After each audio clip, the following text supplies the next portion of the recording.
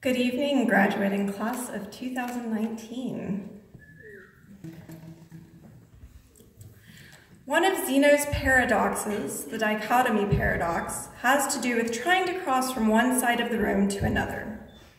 The problem posed by this paradox is that to cross the room, you first have to cross half the room. To cross half the room, you have to cross a quarter. To cross a quarter of the room, you have to cross an eighth. To cross an eighth, a 16th, and so on. The number of divisions, says the paradox, is limitless, and so it becomes impossible to cross the room because it requires a limitless number of tasks. You, as you venture out into the world, are about to enter your own Zeno's paradox. But the paradox won't be crossing a room, but rather writing your first or second or third novel, short story, or poem. Or it might be publishing that first, second, third novel or poem or other work. That's because before you can get to writing, you have to get to your day job.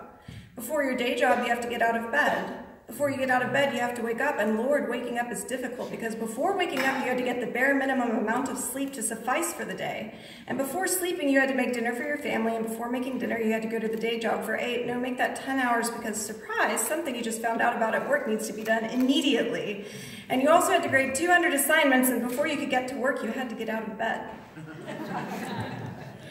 There are a limitless number of steps, and all of this dividing the day into tasks eventually brings you to staring in the mirror at a clogged pore and wondering, if I can't even get this pore unclogged, how am I possibly going to get a book published?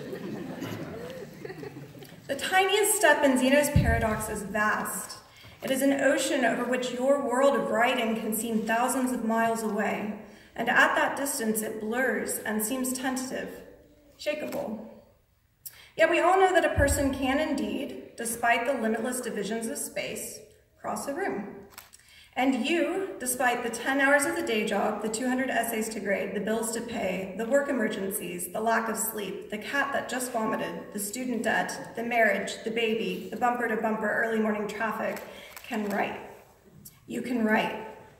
You can get the needle threaded. Somehow, despite the limitless divisions, it will manifest. You can both fail to unclog a pore and simultaneously get a book, poem, short story, etc. published. You can. We writers often like to story build, especially when it comes to our lives. And we can so easily build a story of limitless divisions. We can think our way out of being capable of what comes so naturally to us. We can easily build a story where our dreams don't come true. The thing is, in both the stories we write and the lives we live, oftentimes what we have plotted out isn't where we end up. That's one of the problems with plotting. You can get hung up on the details, the divisions, while the true story, the story beneath the story, is trying to unfold. That's why you have to get rid of divisions. No matter how few tasks you have per day, your mind will always find a way to see the limitless in the limited. The impossibility of crossing from one side of a 10 by 10 foot room to the other. You have to be careful of the mind. It likes to problem solve, and it can't solve problems until it makes them. Once we get rid of the divisions, what do we have left? Well, that's where the magic of writing and life are similar. One of the amazing things about writing is that from the outside, you watch your book transform and go from a sensation of randomness to a thing of its own. A place with characters and rules that seem to live apart from you but also come from you. The richer the world on the page becomes, the more it seems like it has authored itself. It's almost as though you had nothing to do with it and that the amount of work that went into it was beyond you. You did not decide the hours. You did not foresee the evolution. You did not prescribe the changes that took place because it was all done in the act of writing and rewriting and rewriting. In other words, it comes out of the magical whir of work. And to produce good work will always be, you have learned, to go beyond yourself. It almost feels like dipping down into a mystical hypnotism and coming back out of it. What's so surprising is that this mystical hypnotism works, and things come of it, this unconscious doing. There is a thing beneath the conscious you, and it knows what it's doing more than you do. You have already learned to trust it more. It is perhaps one of the reasons why you're graduating from this MFA program here and now. And you must keep trusting it, the gut, the thing that writes. Sanford Meisner, a well-known actor and acting teacher, says that thinking is the enemy of perfection. I don't know if it's the enemy of perfection, but it's the enemy of something very real and very trustworthy that will get you where you need to be if you will just go with it.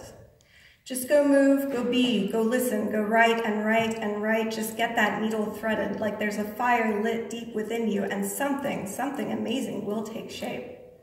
And what makes it amazing is that you didn't get to decide it. It formed itself in the dark where there are no divisions, no segmentation, where it always needs to form itself, even as you and everyone else wants to cast a spotlight on it, divvy it up. Perhaps the need for control and segmentation is the enemy. Writing and writing well, just like living and living well, seems to come from understanding that control isn't everything, and most times it isn't even half of what's truly important. So let go of your control, your need to know what the ultimate result of everything will be, whether you can cross the room and just cross it. Let go of dividing up the plot, the day, let go of any need to know where you're going and just get the pen to paper, just get the needle threaded, and accept that working is often working blindly. That's how the task gets done. Congratulations, class of 2019, you just crossed a room.